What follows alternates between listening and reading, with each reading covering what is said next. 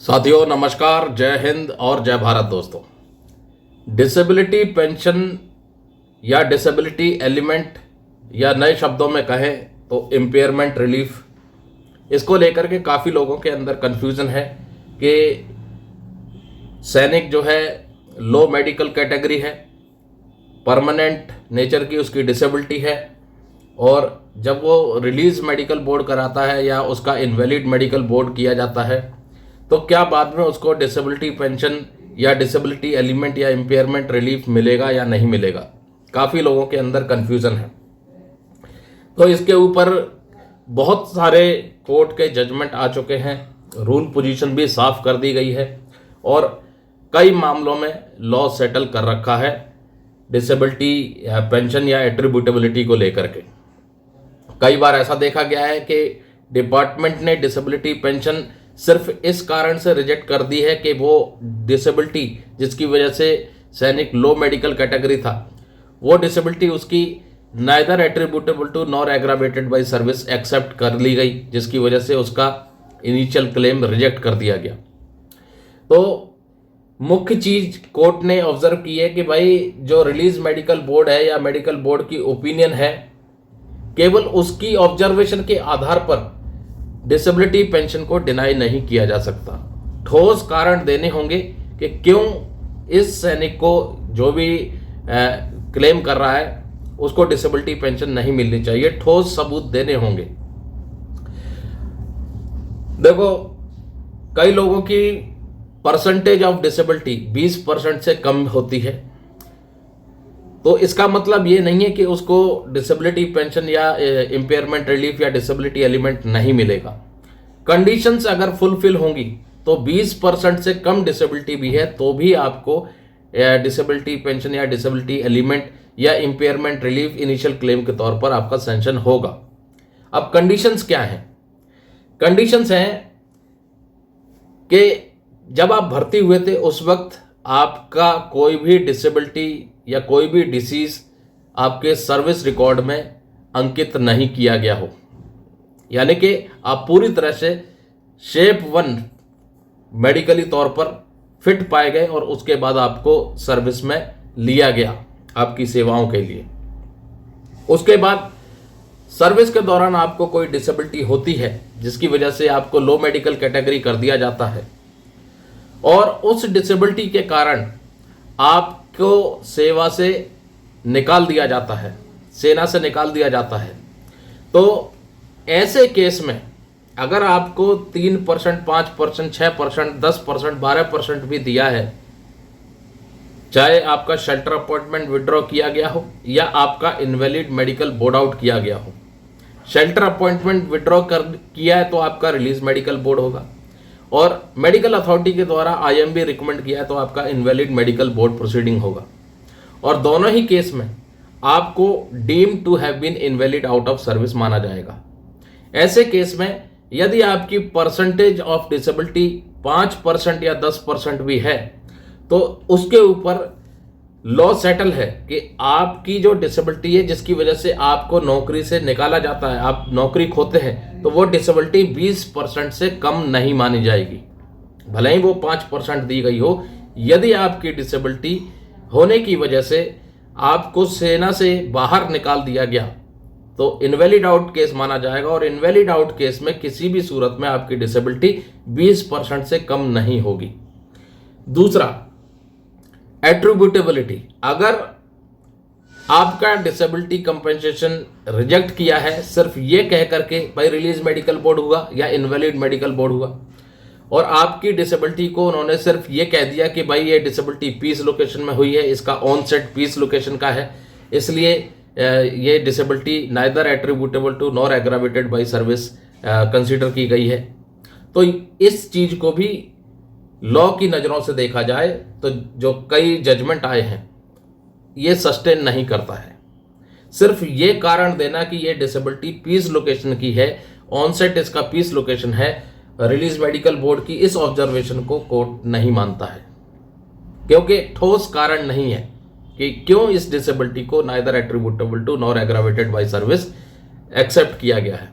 और प्रूफ करना सैनिक का काम नहीं है प्रूव करना डिपार्टमेंट का काम है, एम्प्लॉयर का काम है कि क्यों इसको डिसेबिलिटी पेंशन नहीं मिलना चाहिए। दूसरा, ये जो मुद्दा था कि भाई पीस लोकेशन में ऑनसेट है इसलिए डिसेबिलिटी पेंशन रिजेक्ट होगी है, तो ये कोर्ट के जजमेंट आ चुके हैं। कई जजमेंट ऐसे आए हैं जिसमें इस चीज को बिल्कुल सिरे से खारिज कर दिया है। आपकी डिसेबिलिटी पीस में हुई हो, ऑनसेट आपकी डिसेबिलिटी का पीस लोकेशन में हो, लेकिन यही से कारण नहीं हो सकता जिसकी वजह से आपको डिसेबिलिटी पेंशन रिजेक्ट की जाए। ठोस कारण चाहिए, क्योंकि काफ़ी डिसेबिलिटी ऐसी हैं, जैसे कि हाइपरटेंशन की बात करें तो बहुत से लोग पीस लोकेशन में हाइपरटेंशन में डिसेबल्ड पाए गए और जिसकी वजह से उनको लो मेडिकल कैटेगरी कर दिया गया या बाद में उनको सर्विस से निकाल दिया गया उनका शेल्टर अपॉइंटमेंट विड्रॉ करके, तो उनका डिसेबिलिटी पेंशन रिजेक्ट कर दिया। तो जब वो कोर्ट में गए, कोर्ट से जब जजमेंट हुए तो भाई उनके फेवर में आए जजमेंट, और कई एक दो जजमेंट नहीं है, कई जजमेंट आ चुके हैं इस मामलों के ऊपर। ठीक है, तो ये पीस का और फील्ड का मुद्दा, ये मामला कोर्ट ने ख़त्म कर दिया है कि भाई क्यों ख़त्म कर दिया है। कोर्ट कहती है कि भले ही सैनिक पीस में डिप्लॉयड है, लेकिन क्या पीस लोकेशन में क्या वो 100 की तनख्वाह ले रहा है? पीस लोकेशन में भी तो काम कर रहा है। पीस लोकेशन में भी पूरी जो मिलिट्री ट्रेनिंग होती है वो पूरी तरह से एक्सरसाइज की जाती है। हर वो एक्टिविटी होती है जो सेना की होती है। तो कहीं ना कहीं पीस लोकेशन भी सख्त मिलिट्री ट्रेनिंग के चलते एक अपने आप में प्रेशर रखता है। तो ये जरूरी नहीं है कि फील्ड में तो ही उसको स्ट्रेस और स्ट्रेन है मिलिट्री सर्विस का, पीस लोकेशन में भी स्ट्रेस और स्ट्रेन है मिलिट्री सर्विस का, क्योंकि सारी एक्टिविटी पीस लोकेशन में भी होती है। और जिसके चलते ये जो फाइंडिंग है कि ऑनसेट पीस लोकेशन में हुआ है इसलिए डिसेबिलिटी नाना कर दी गई है, तो इसको सिरे से खारिज कर दिया गया है। दूसरा, अब 20 आप मान लो डिसेबिलिटी आपकी 20% से कम है, तो क्या आपको डिसेबिलिटी पेंशन या इम्पेयरमेंट रिलीफ या डिसेबिलिटी एलिमेंट मिल सकता है? जी हाँ, मिल सकता है, बिल्कुल मिल सकता है, और मिला भी है, काफ़ी लोगों को मिल भी रहा है। कंडीशन क्या है? कंडीशन यह है कि आपका deem to have been invalid out case होना चाहिए या invalid out from service case होना चाहिए, मेडिकली अनफिट पाने की वजह से, या शेल्टर अपॉइंटमेंट आपका कंसीडर नहीं किया गया जो कि आप लो मेडिकल कैटेगरी थे और सूटेबल एम्प्लॉयमेंट नहीं था इसलिए आपको निकाल दिया गया, तो वो केस बनेगा deem to have been invalid out case. और उस केस में यदि डिसेबिलिटी आपकी एट्रीब्यूटेबल टू या एग्रावेटेड बाई सर्विस एक्सेप्ट कर ली जाती है, तो भले ही 5% हो, सुप्रीम कोर्ट के आदेश के अनुसार वो डिसेबिलिटी 20% मानी जाएगी और उस 20% के ऊपर राउंडिंग ऑफ का बेनिफिट भी मिलेगा। तो वो डिसेबिलिटी जो 20% हो जाएगी वो हो जाएगी फिर 50%। तो आपको जो डिसेबिलिटी पेंशन का बेनिफिट मिलेगा या डिसेबिलिटी एलिमेंट या इम्पेयरमेंट रिलीफ का बेनिफिट मिलेगा वो 50% के हिसाब से मिलेगा, क्योंकि आपका इनवैलिड आउट केस कंसीडर किया गया है। तो अब बहुत से केस ऐसे हैं कि भाई 20% डिसेबिलिटी या उससे ज़्यादा भी उनको मिला है, लेकिन सिर्फ NA केस कंसीडर किया गया है, neither attributable to nor aggravated by service. तो उनका परसेंटेज तो ज़्यादा है, लेकिन नाना केस होने की वजह से उनका डिसेबिलिटी पेंशन रिजेक्ट कर दिया गया है। तो पक्का उनको कोर्ट का दरवाज़ा खटखटाना चाहिए। पहले तो जो प्रोसीजर है डिपार्टमेंट का, फर्स्ट अपील, सेकंड अपील, वो डालें, रिप्लाई देखें क्या रिप्लाई आता है, और अगर आपके फेवर में नहीं आता तो आप पक्का कोर्ट का दरवाज़ा खटखटाएं। दूसरा दोस्तों, DSC के जवानों के लिए बहुत अच्छी खबर है। 13 साल 6 महीने की सर्विस यदि आपकी हो गई है तो आप सेकंड सर्विस पेंशन जरूर क्लेम करें।